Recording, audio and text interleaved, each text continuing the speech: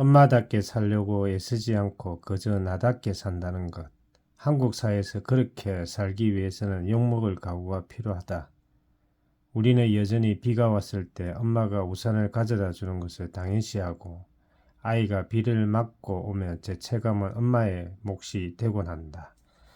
하지만 그 사회가 엄마 노릇을 열심히 하고 있는 사람에게 아무것도 하지 않고 노는 사람이라고 말하는 사회라면 차라리 욕먹을 각오를 하는 게 맞지 않을까. 문득 근대 신여성을 대표하는 화가이자 작가의 나혜석의 말이 떠오른다. 남편의 아내이기 전에 내 자식의 어머니이기 전에 첫째로 나는 사람인 것이요.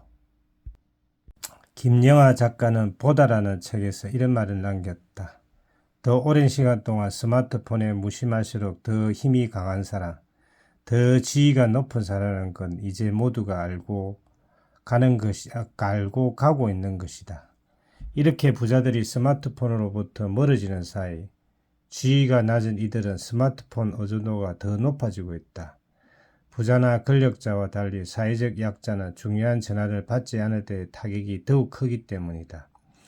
애타게 구직을 하는 어제 면접을 본 회사로부터 연락을 기다리는 젊은이가 스마트폰을 끄고 친구와의 대화에만 온전히 집중하기는 어렵다. 그건 사치다. 직급이 낮은 직원이라든가 거래처와의 관계에서 어려운 처지에 있는 이들 역시 스마트폰의 전원을 함부로 끄지 못한다. 그의 말에 따르자면 나는 아직 스마트폰의 전원을 함부로 끄지 못하는 사람이다.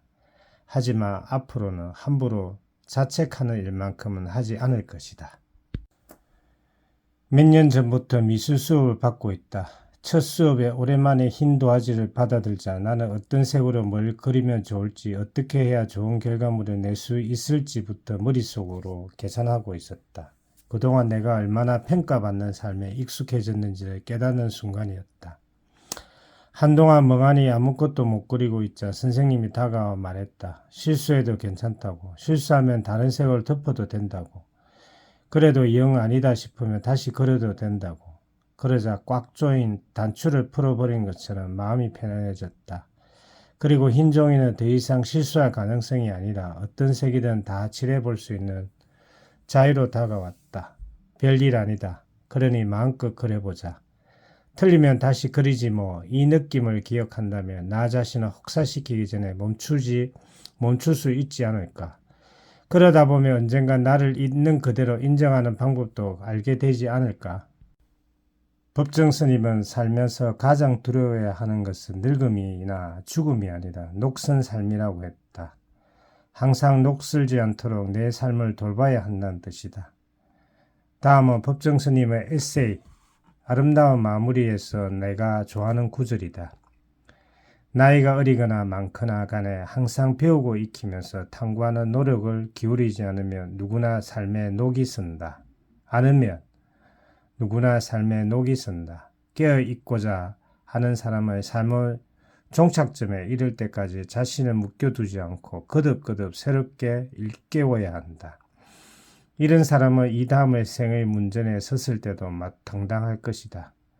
불교 신자는 아니지만 나는 가끔씩 삶과 죽음에 대한 생각할 때면 한치의 미련도 없이 살 때는 삶을 철저했고 죽을 때는 죽음을 철저했던 법정 스님이 떠오른다. 어쩌면 다비식을 지켜보며 육신의 한 줌의 죄가 되어버린 순간을 목도하는 강렬한 체험을 한 것이 그때가 처음이자 마지막이었기 때문일지도 모른다. 불꽃을 보며 했던 생각들이 잊지 않겠다고 다짐했지만 지금 이 순간을 나답게 잘 살아내고 있는지 내 삶에 녹이 쓴 부분이 없는지 돌아보며 부끄럽기에 그지없다. 진짜 사랑을 하며 나는 전혀 다른 그의 세계를 만나 이해하려고 애쓰는 과정에서 나의 세계가 확장되는 경험을 하게 된다. 박준의 시인의 말처럼 사랑은 이 세상에 나만큼 복잡한 사람이 그리고 나만큼 귀한 사람이 있다는 사실을 새로 배우는 일이기 때문이다. 나는 이제 나에게 묻는다. 사랑이 찾아왔을 때 외로움을 달래주지 않는다고 그를 원망하지 않을 자신이 있느냐고. 함께 있되 거리를 두라는 말을 실천할 자신이 있느냐고. 이순자 선수와 그녀의 남편처럼. 누군가는 평생을 가져갈 용기를, 누군가의 평생의 한이 씻겨 내려갈 위로를 얻게 된 하루였다. 그처럼 수많은 사람들이 각자의 방식대로 하루의 의미를 만들어가는 모습을 지켜보면서 어느 순간 하루에 시작하는 나의 태도도 달라지기 시작했다. 묵은 하루가 가고 새로운 하루가 찾아왔다. 오늘은 어떻게 맞이할지 당신에게 달려있다. 하루를 가슴 짓누르는 부담으로 여길 수도, 설레는 약속처럼 느낄 수도 있다. 당신을 위한 날이 밝았다면 기뻐할 수도 있고, 씻지도 않은 채 기력도 없이 무덤덤하게 일과를 시작할 수 있다. 오늘의 삶을 스스로 선택해 본다. 안젤람 글룬 신부의 책의 한 구절이다. 나는 글을 읽으며 오늘을 어떻게 보낼 것인지 스스로 선택해 본다. 우리 앞에 끝없이 놓인 낮과 밤들을 살아가는 거예요. 운명이 우리에게 주는 시련들을 묵묵히 견뎌내요. 지금 이 순간에도 나이 든 후에도 다른 사람을 위해 일하도록 해요. 그리고 언젠가 마지막 시간이 오면 조용히 죽음을 맞이해요. 그리고 무덤 넘어 저 세상에 가서 얘기하기로 해요.